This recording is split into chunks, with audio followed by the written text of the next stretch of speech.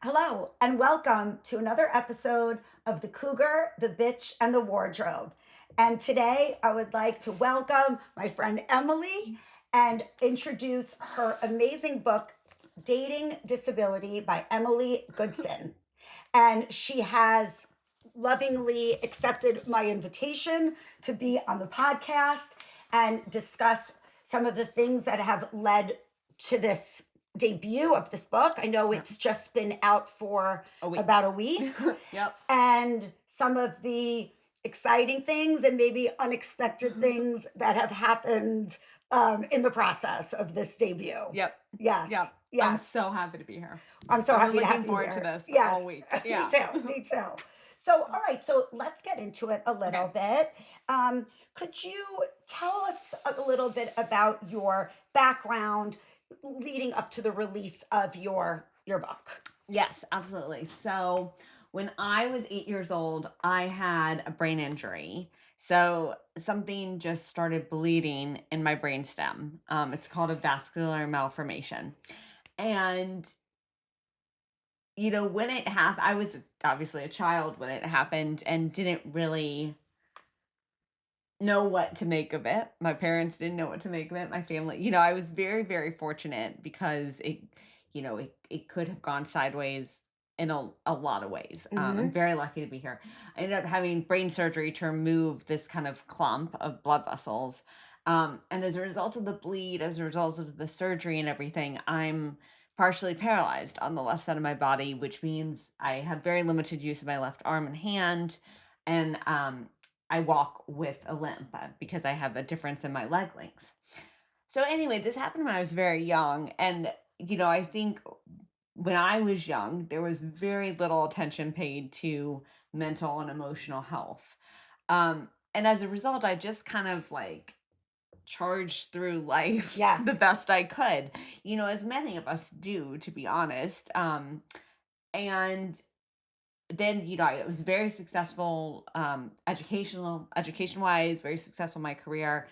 Got to my 20s, was not having a lot of success in dating, really wanted to be dating. And I went out, but it never seemed to go anywhere. And it would be one date and then nothing, or so on and so forth. And then I got to my mid-30s and I had been working for a very long time in human resources in-house. Ended up going out on my own. And I think, as kind of when you start doing your own thing, a lot of things change, right? Your perspective on everything changes. And I started working with an intimacy coach to kind of figure out why I wasn't being successful in dating, why wasn't dating ever working out like I wanted. That led to an article in the LA Times. Yes. And then that led to the book. And the LA Times article came out, what year was that?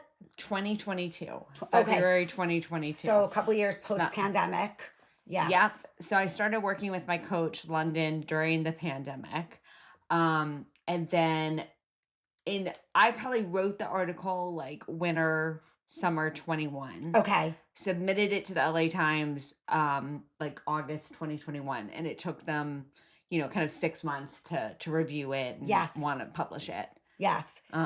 It's a process. Yes. And I would imagine, so then having the experience with writing an article, then it's a completely different process for a book. Yeah. It's completely different. And it's, honestly, I feel like the last 3 years have kind of been me figuring out how I want to move into a career as a writer. Yes. Super complicated. And it's a very kind of gate kept industry to some extent. Okay. The article I pitched probably 20 places. Okay. And then, by God's grace, luck, whatever you want to call it, the LA Times picked it up. I was living in LA at the time. So, obviously there was a connection there. And then after that, I sort of thought, well, maybe I'll work, do some scripted TV stuff, maybe movie stuff. And I worked a little bit on different projects, didn't go anywhere. Yes. And got some advice from a friend who is a television writer. And she was like, I think you should really think about a book. And I was like, okay, let's do it. But then it's the whole, it's a big decision of like, do you wait and try and get like an agent and a traditional publisher, Right. which is very dependent on like, unfortunately, like social media numbers and Yes. who you are publicly. Yes. Or do you self-publish it, or do you do kind of something in the middle, which is what I What you ended ended up up. doing. Exactly. Yes. Exactly. No, it's and then the discipline that's involved also Yeah. to write and to write consistently. 100%. Yes. Yeah, it's funny. I was thinking this morning, I go to Soul Cycle class every Yes. Friday and Sunday. So I was there this morning before we're filming. And I was thinking back, I was like, literally almost every weekend this year, I'll take that back. I guess winter 25 Mhm. and fall 24. I was like, literally every Saturday and Sunday I wrote. Like, it's astonishing to like, Yes. it is a sacrifice to some extent, because you kind of put your personal life on hold, or, Absolutely. whatever else you're doing professionally, to write and edit. And then now it's, promoting it and, getting the word out there about it. It's a big process. Yes. I saw in that you have the dedication in the book Yes, to your I Soul Cycle do. family. I do. And that's really so beautiful. So to have found such a community Yeah. with it. I mean, I feel that way about my community with the people that I At your exercise gym. with. Yeah. Yes. And quite honestly, and again talking about setting aside that time and being regimented. A lot of that comes, like you said, I go to Soul Cycle every Friday Yeah. and Sunday. So then you set aside that time to write. And I think those things are very interconnected, is I to agree. be diligent in those ways. I agree. I think, one of the things that has really helped me, I think, in my life and in my, kind of success has been my, discipline and my organization skills. And Yes. it's just, it's unfortunately, it's part of the game. Yes. You gotta You got to do it. You gotta do it. Yes. And you gotta be heads down on projects. And, but then when you get to the other side, it's like, now, this beautiful book is out there in the world, and I'm Yes. getting these beautiful messages from people I don't know Yes. who've been affected. And it's like, that's all worth it. Like, it truly, for me, I'm like, it's all worth it. Like, if the book is helping other people, it was worth it for me not to go out to a Sunday brunch. Yeah. And so now that the book is out, what is on the agenda for you in terms of promoting, and Yeah. is there travel that's involved? There's some travel involved. So Mhm. I'm doing most of the publicity in like New York, New Jersey. Great. Obviously we love. We love. Yes. But then also a little bit in LA, because I Great. lived there and love LA, and then Washington DC. Because Okay. I was also, so I went to college and then ended up being in DC I went to college in North Carolina, but then was in DC for 9 years. Mhm. Thought I was going to be there forever, but visited Santa Monica, California, and was like, nope, we gotta go. How can you not fall in love How with can Santa you not Monica? fall in love with Yeah. Santa Monica? It's the Yes, best. it really is. It's the best. Yeah. And so then I moved to Santa Monica for like 4 years, and then now I'm here. New York. So all three of my like cities that I love, that's where great. we're gonna do events. Yeah. So how do you feel the reception of the book has gone since the publication? And I also wanted to dig into the humorous Yes. situation with Amazon blocking your ads and the mate seeking category. Yes. So if you could talk about that a little bit. Yeah, I mean, this is like, I don't even know. I mean, it's And I'm actually going to put your book up yeah, there so I was everybody like, can see it. I was like, I know, I love her. I mean, the cover is just Gorgeous. stunning. I Yes. mean, this is, it's been hilarious. Like, honestly, like I could talk for hours about like putting out a book and Yes. promoting it and all of that. And we, like, in terms of the response, like, I mean, I think the most beautiful response I've gotten is from I had a couple people who bought the book and then donated it to their local libraries, because they wanted to help their communities and make it available to people who might need it. Wonderful. Yeah. Wonderful. And one of those books, somebody messaged me last week, like right after the book came out, and said, I found it in my library. I was really pleasantly surprised to see it because nobody writes about dating and disability. Mhm. And this person, it's a young person, they said, I am disabled. And this book has helped me in a way that my therapist couldn't because my therapist is non-disabled. And I mean, I just wept, Yeah. it's like, that's what I wish I had had when I was Of a young course. person. And Yes. so, that's on one end of the spectrum. Mhm. And then on the other end of the spectrum, my publisher had set up some ads to run last week when the book was released, on Amazon, as people do. Yeah. And we found out that then apparently the ads were blocked for like 2 or 3 days because Amazon's algorithm found the title and synopsis to be, quote, vulgar and profane. Interesting. I'm like, because I've read the okay, book and like, it's neither. right. I mean, the book is like literally as vanilla as you can get. It's like that's why I'm just. it's hysterical. Yeah. Because when this book was coming out, a lot of people said to me, they were like, I can't wait for the sex stories, and I'm like, well, there are not many sex stories in there. Sorry. Like, right, like this one is vulgar and profane, but like 50 Shades of Grey. Well, right, that's the thing. I'm like, Yeah. Amazon, like, what's going on? Yeah. And so I don't, they don't give us a reason. We finally talked to a human, and they said, this is not vulgar and profane. We'll unblock it.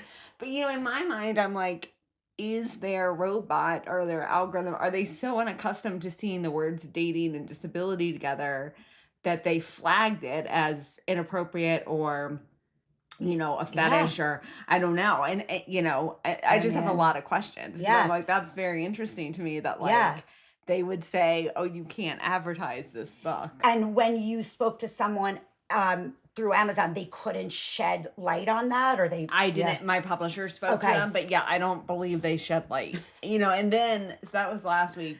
Yes. And then this week, I found out that their machine learning had placed the book in a category called mate seeking. And we're like a hot new release in mate seeking, and I'm like, what is going on here? Yeah, like, it's not the point. Exactly. Yeah. I'm like, that's not also like. Of course, a robot is going to say, I'm seeking a mate. Right. Like, I'm like, but that's not the point, right? That's the funniest thing about it is that's like the thesis at the end of the book is like, I don't need a boyfriend. And I discovered in the process of wanting a boyfriend that it's much more important for me to love myself. Yeah. I'm like, that's all that matters. And that's such an important message for everyone. For 100%. Yes. So it's kind of hysterical. I mean, it's hysterical to me that like Amazon hated me. Now they like me, but I'm in the mate seeking department. I'm just like, it's funny, Yes. I mean, I think that, and we were going to get into this a little bit later, but like this brings it up too. It's about like those labels and and not fitting a certain category or reclaiming what those words mean, and I think like as a society, very quickly women are cast into these certain categories and labels, and then when we were messaging back and forth, and you said, it's similar to like for me, like it's not that I think I'm a cougar, I think I'm a bitch. Right.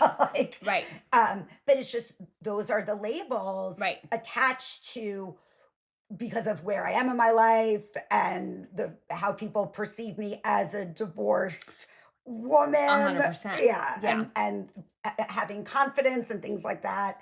And then being labeled as such. Yeah. It's such an interesting conversation. Yes. And I think it's one I've struggled with my whole life because I feel like when I was young, I rejected the identity of being disabled because I was like, I don't want to be labeled as this because society equates disability with inability and they equate it with weakness. And I was like, I don't want to have anything to do with that. And then as I grew up, I realized that was actually hurting me, right? Because I was rejecting a piece of myself, which is harmful. But it's like, it's just such a fascinating conversation because, we can't control how other people label us. No. Right? Like, I can't control that Amazon says I'm seeking a mate. Right. But, there's so much power in, like, reclaiming an identity or a label for yourself and, like, really getting clear on, like, who am I and what does it Yes. mean to me to be disabled? Yes. Or to be a woman or to be single or to be celibate or whatever, whatever it is. Yes. Yes, Yeah. it's and that New York Times article that came out Yeah. a couple of weeks Yeah. ago very much discussed that, Yeah. to your point, that like people didn't want to say that they were Yeah. It's disabled. fascinating. Yes, because then they felt that that meant that, Correct. because they didn't feel that way about themselves because they were able to live and do things, so they didn't feel disabled. But then, as you said, they realized that it was hurting them in a lot of Yeah. ways. Yeah. I thought this article was so interesting. Yeah, It it was came just a out, few weeks it ago was that it came like out. mid-November. It came Yes. out and it was talking about how people are comfortable saying, I use a wheelchair or I use a hearing aid, but they don't feel comfortable saying I'm disabled.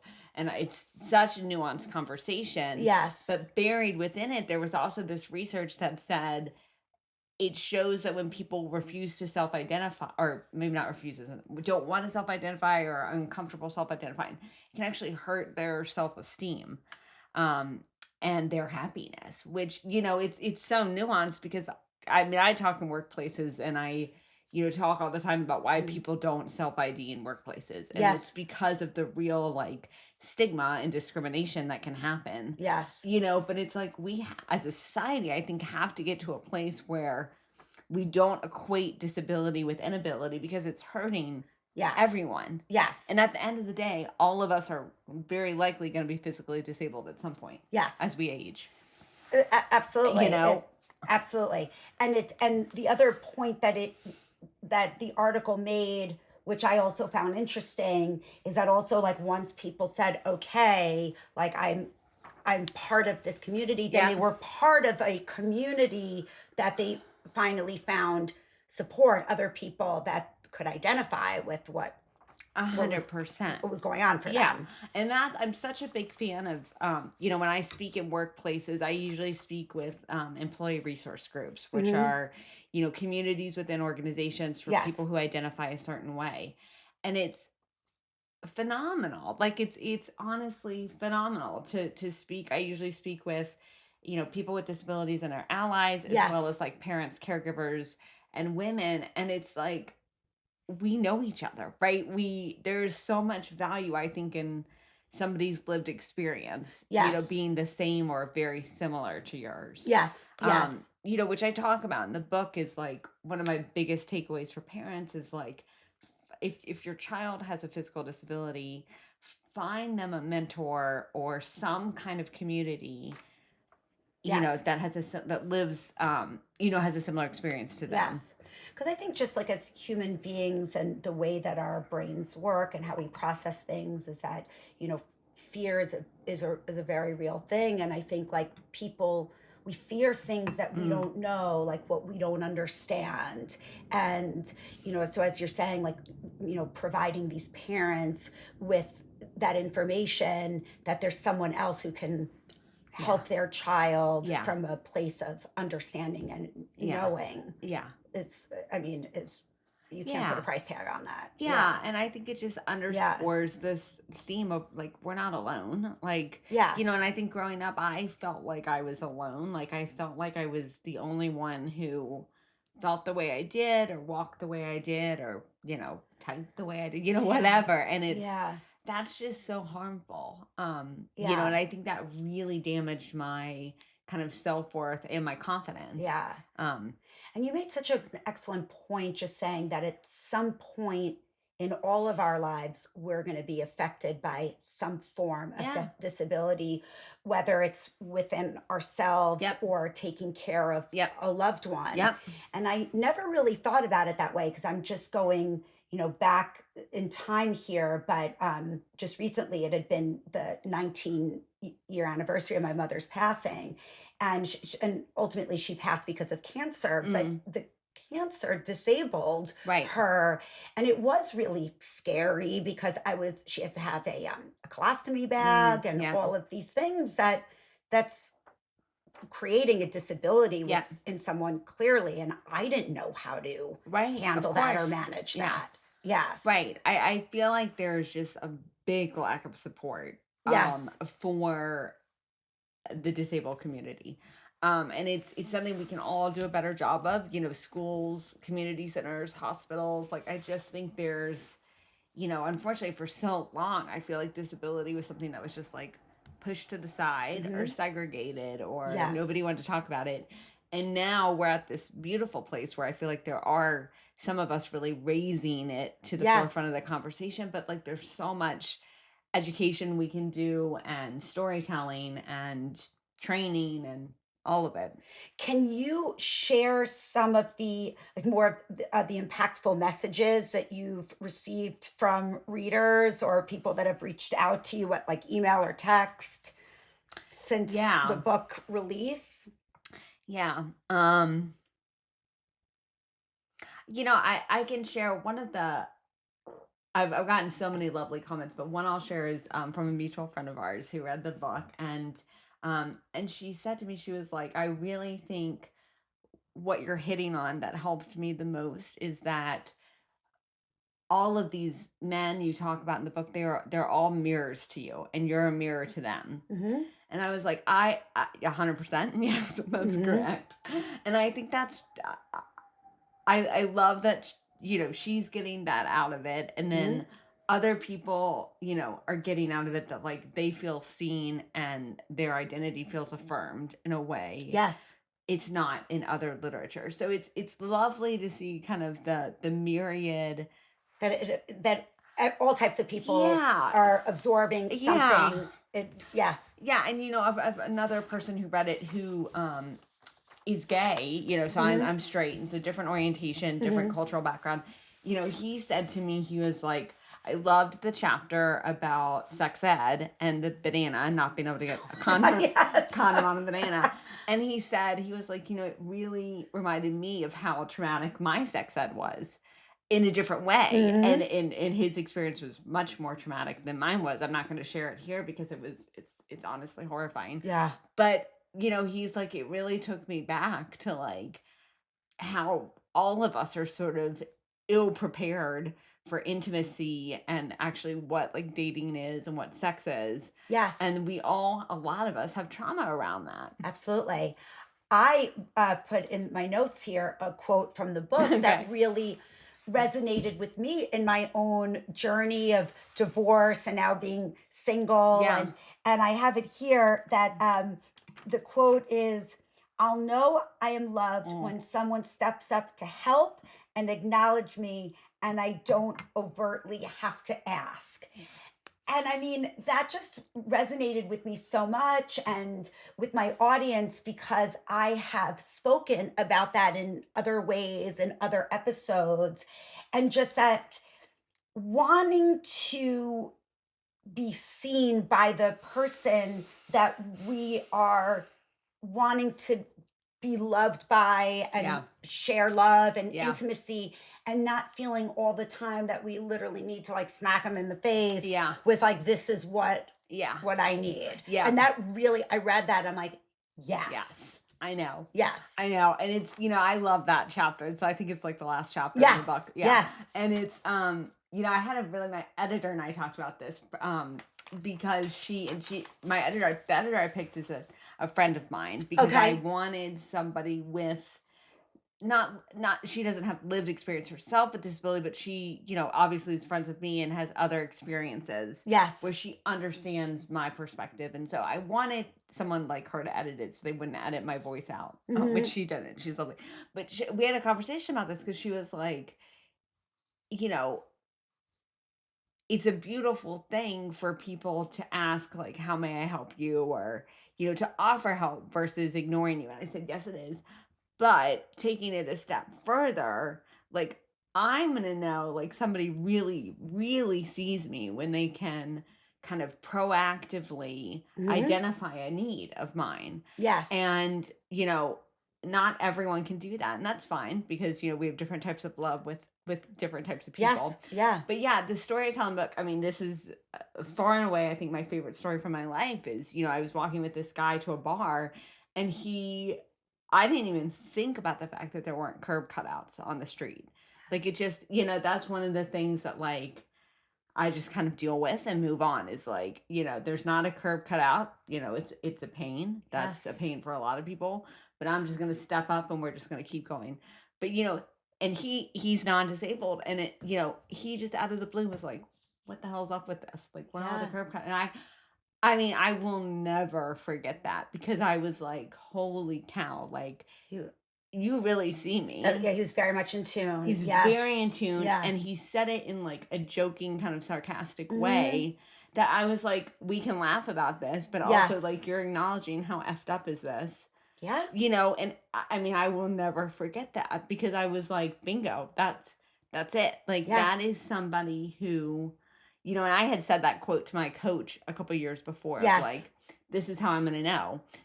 And I kind of forgot about it. But then in that moment when he said that, I was like, wow, like Yeah. you really see me. And I mean, You that's like, really do. and that's emotional intelligence and 100%, and a Yes. huge depth of empathy. Yes. I was like blown Absolutely. away. Like, Absolutely. yeah. And to that point, like with what you're saying with the curb cutouts and talking about media and awareness, that I think like over the last, let's say 5 to 10 years, there's been so much more in the media that's representative of different types of people. And sorry, my dogs are barking. This is what Oh. happens. Do you think that the world is catching up, that media is catching up to represent a population that is disabled, whether it be like in TV or movies? I do. I think it's catching up. I think Okay. we still have a lot of work to do to go. I mean, the stats are still like, it's like 5 or 6% of all television characters are disabled. And then it's unfortunately, there's been a history of disabled characters being played by non-disabled actors, Yes. which, I mean, this is a very complex conversation. Mhm. And I mean, the bottom line is we need to create more opportunities for disabled actors and writers and creatives. Yes. But yeah, I think we are catching up. And there's a show I love called Sex Education on Netflix. Okay. I don't know, you should watch it if you haven't seen it. It's a British show. I have not seen it. Came out, I think it started a few years ago. It's really a beautiful show. Okay. And there's an actor in it who uses a wheelchair, and uses a wheelchair in real life and in the TV show. Okay. And they involved him in the intimate scenes of like how, would you interact, and what was your advice on it? And Okay. so like I think I'm gonna that's have a to watch great, that. Yeah. you're gonna love it. Like Okay. it's brilliant. Like brilliant. Gillian Anderson is in it. Oh, she's great. She's Yes. great. She plays a sex therapist. Okay. And then her son takes on the role of being a sex therapist at high school, even though he's not like accredited or licensed or Okay. anything. It's hysterical. Okay, I'm gonna put this It's a on great show. my Put it iPad on for the my list. trip. I'll watch the whole Yeah, thing. they Yes. will. And so like I feel like it's catching up. Like Yes. where, and like I love seeing stories out there involving characters with disabilities, but the show is not about disability. Yes. You know what I'm saying? And that's like what this sex education show is. It's about a group of teenagers trying to figure out what it means to Yes. date and what not. But it's like they have a character who uses a wheelchair, and Yes. he wants intimacy just like everyone else, and it's like Yes.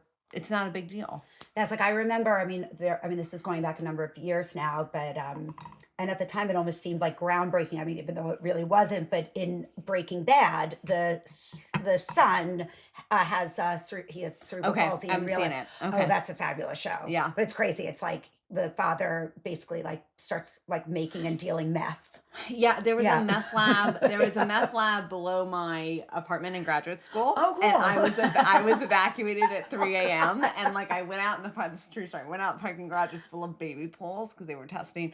And like at that point, like that's when Breaking Bad I think had started. Yes. And people were like, "You should watch." I'm like, I don't know that You're I like. I just- was like, it's too I'm close. a little to home. traumatized. Yeah, like Yeah. you have the police like banging down your door Okay. at 3 a.m. Yes. saying get out. I'm like, it's a little much. Yes. Okay. But when you're ready. When I'm ready. Yeah. But it's great. But Continue. the son Yeah. has cerebral palsy in Okay. real life, and then he was with the success of the show. He then went on to be the model for Gap for Oh, their great. for Okay. that Okay. campaign. So we need more of that, We need more of that. obviously. We need more of Yes, that. because And I remember that very well. But yeah, we need yeah, more of that. And like there's a British department store that just this year started using started having mannequins in wheelchairs in their windows.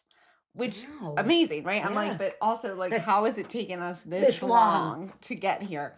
And it's, I always tell people like the fight for disability rights, like which is human rights, like it's Yes. such a recent fight, and like the Americans with Disabilities Act was passed during my lifetime. So Hmm. literally when I was born, you could still discriminate against people with disabilities, Yes. which is horrific. Yeah. It's unacceptable. It's Yeah. horrific. And but I think when you look at it from that lens, it's like, yeah, like some of this stuff really is groundbreaking. And like, yes, this book didn't exist 20 years ago. No. It didn't exist. And what Yeah. about like your photo project Oh from yeah. Yeah. 2023? Because that also I thought was amazing Yeah. and This is amazing. on theme with what we're talking about. It Yeah. is. Yeah. Yeah. So this is through a nonprofit called the Bold Beauty Project.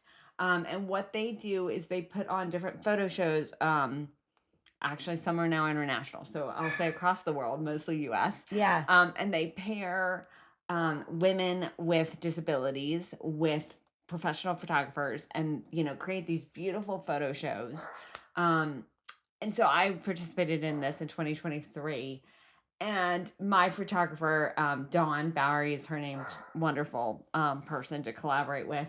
We created this image of it's like my bare back and I'm kind of leaning, away from the camera. But on my back, we projected. I saw the photo. Yeah, It's gorgeous. it's stunning photo. She did a great job. We projected different labels. So I cut out labels from a magazine. And then I also wrote labels in my own hand.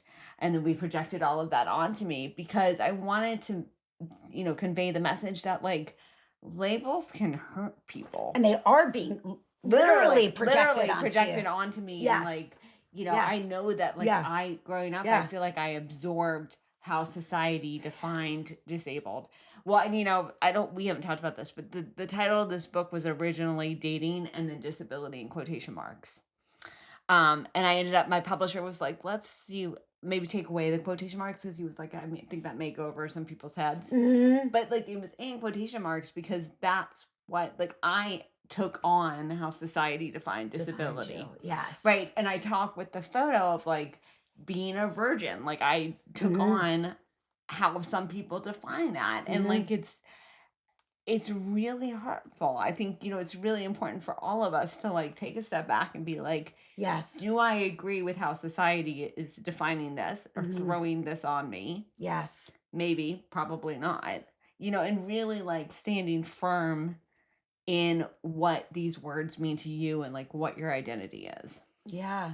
Yeah. No, that's so beautifully said. And I would love just, if you don't mind, just like for our listeners, because I think that's such an important message. Like, how would you advise someone, like, let's say you could travel back in time and it's the younger version Yeah. of you, or even just someone who's wrestling with a lot of whatever, whether where they are in their lives, Yeah. lack of relationship, love, maybe where they are in their career, loneliness, sadness, whatever. Like, how would you Yeah.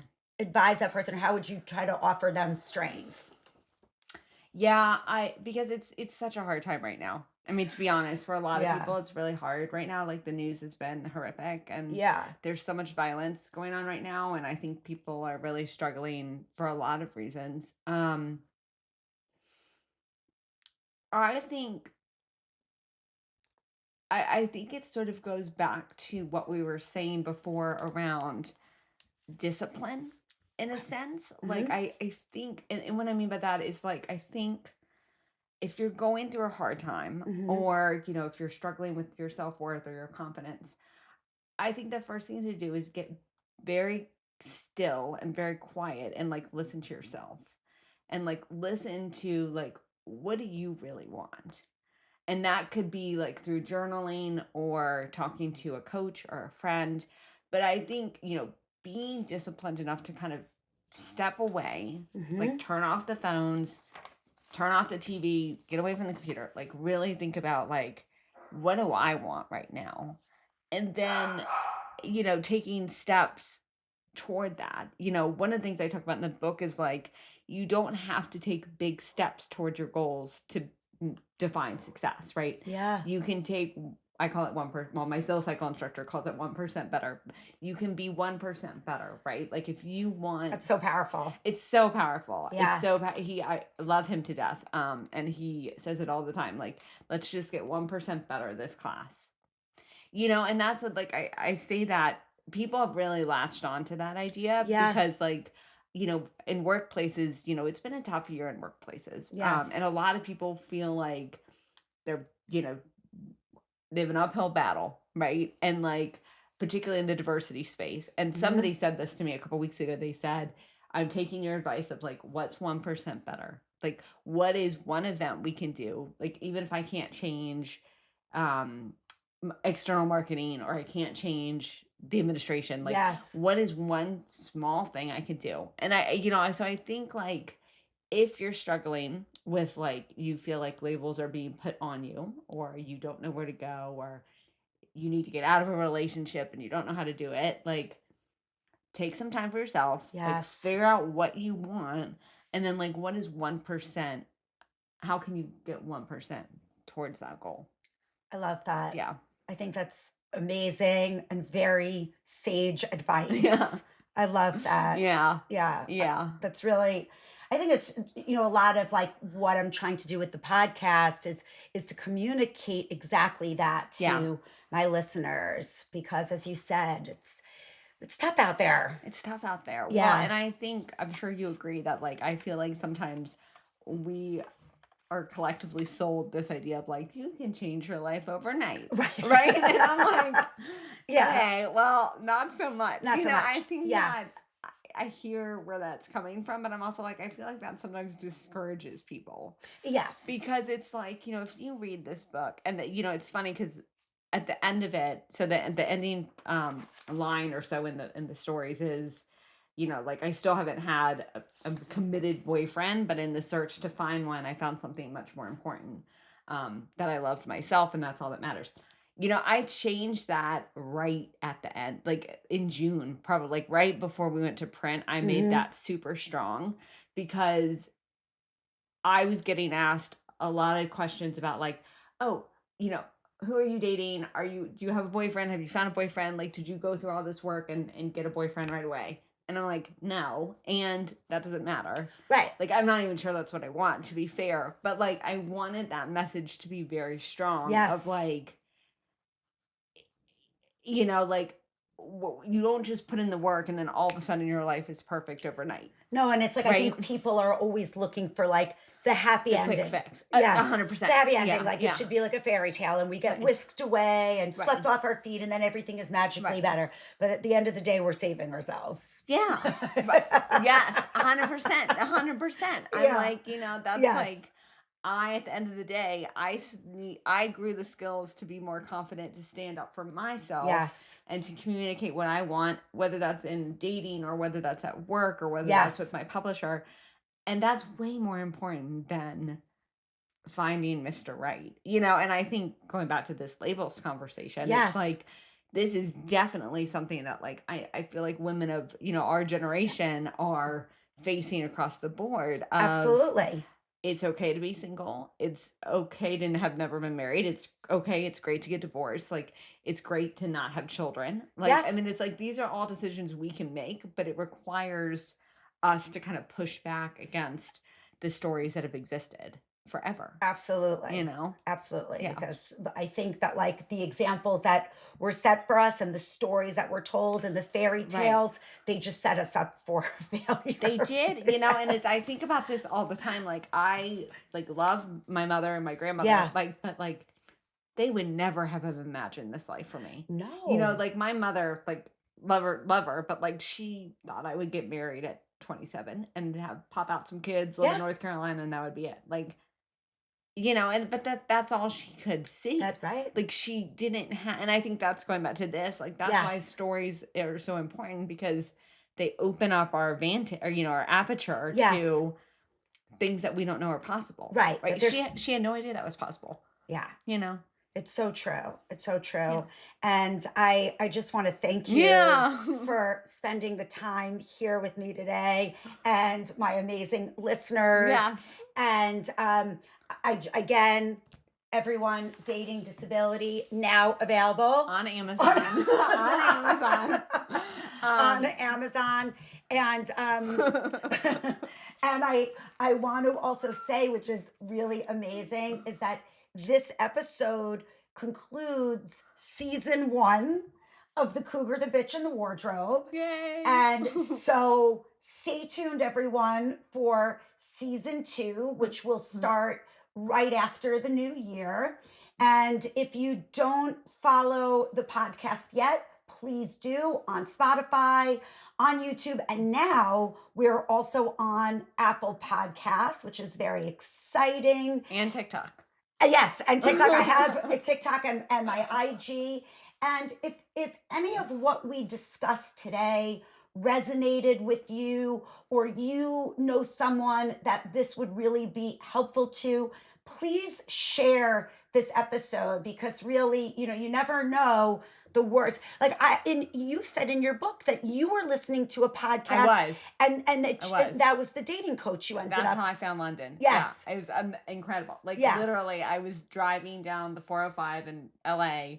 Yes. I had to pull over into a parking lot because I was just like, I've got to work with this woman. Like, Yes. the wisdom she's spitting out is like unparalleled. Right. So and so you never know. You never know. You never know whose ears the information will fall on and could really be helpful. So I also want to take this opportunity to wish everyone a happy and healthy holiday season, and stay safe until next time.